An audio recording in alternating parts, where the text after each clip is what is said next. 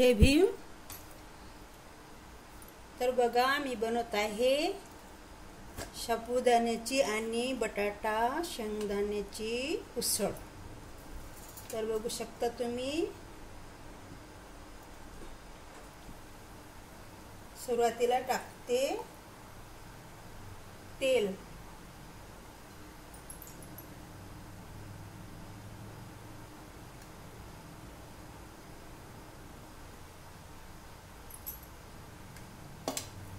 चला म्हटलं आज आपण उसळ बनवू।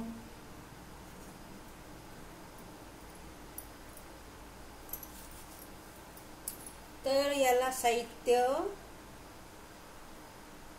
बटाटा यातले सलपट काढून घेतले आणि बारीक केला, हिरवी मिरची आणि मीठ, शेंदा मीठ,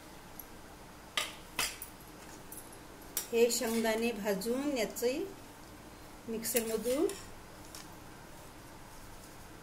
कूट केला आणि साबुदाणा भिजून 2-3 तास झाले साबुदाणा भिजून घेतला।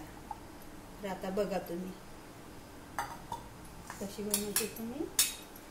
आपलं आता तेल तपलं, टाकू त्यामध्ये बटाटा।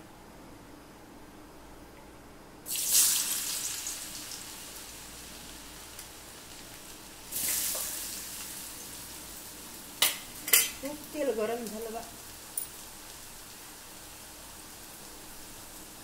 सगळं म्हटलं आपल्या यूट्यूब फॅमिलीला बनवून दाखवू आपण। तसे तर तुम्ही बघितलं असन कोणी बनवते तर हे याची उसळ। आता मी कशी बनवते बघा। सुरुवातीला आपण म्हटलं बटाटे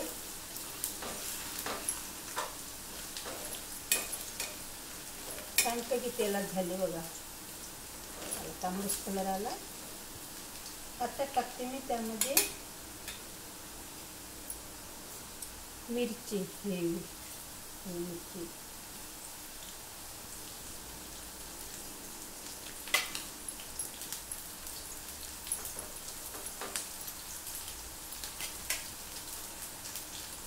मिरची टाकली। आता टाकते साबुदाणा, मस्त फुलला। बघू शकता तुम्ही साबुदाणा मस्त फुलला। साबुदाणा टाकते।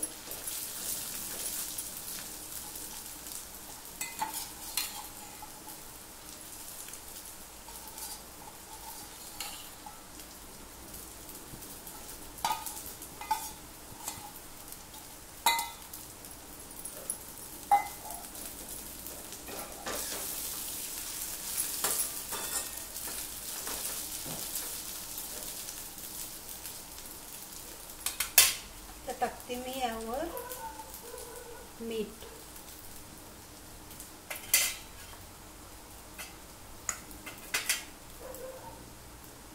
आता शेंगदाणा बारीक केलेले शेंगदाण्याचे कांदे, शेंगदाणे कूट शेंगदाणे। तर मला काही शब्द आठवतच नाही म्हणून माफ करा बा, काही चुकलं इकलं असेल तर माझं।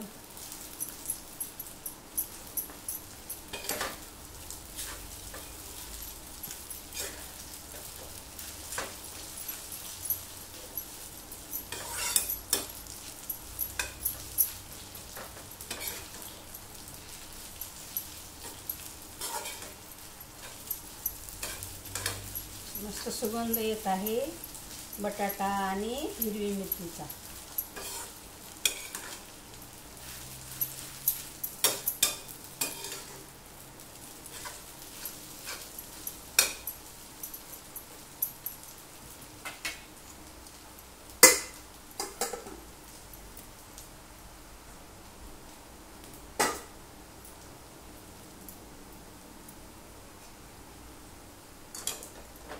बघू शकता तुम्ही।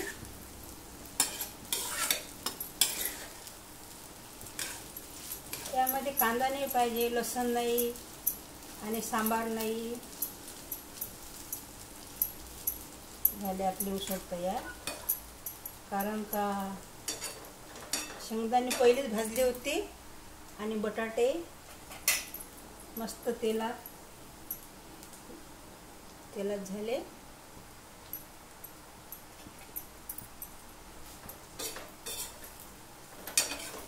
आणि साबुदाणा पण फुलला होता मस्त. हे बघा किती मोकळी उसळ झाली.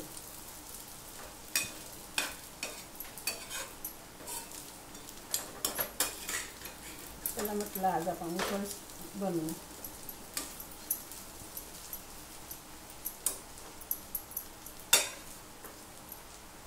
तर आपण यावर झाकण ठेवू 1 मिनिट, फक्त 1 मिनिट. तर बघू शकता तुम्ही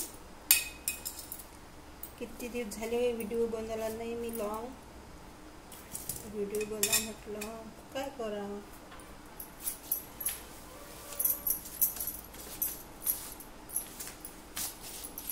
उसळ बनवली मी. यामुळं खायला उसळ आमच्या घरी एकदम सिंपल उसळ.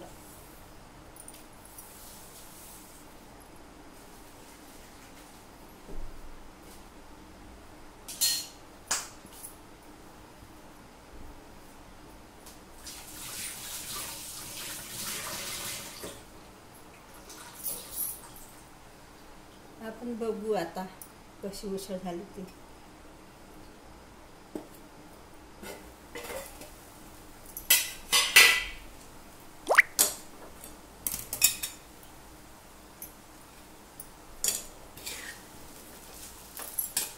मस्त बघा, मस्त झाली.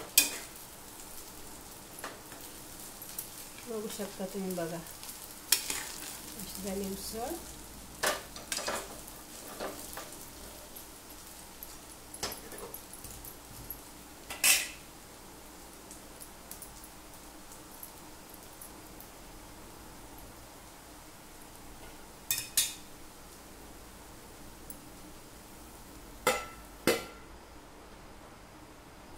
गॅस बंद करते.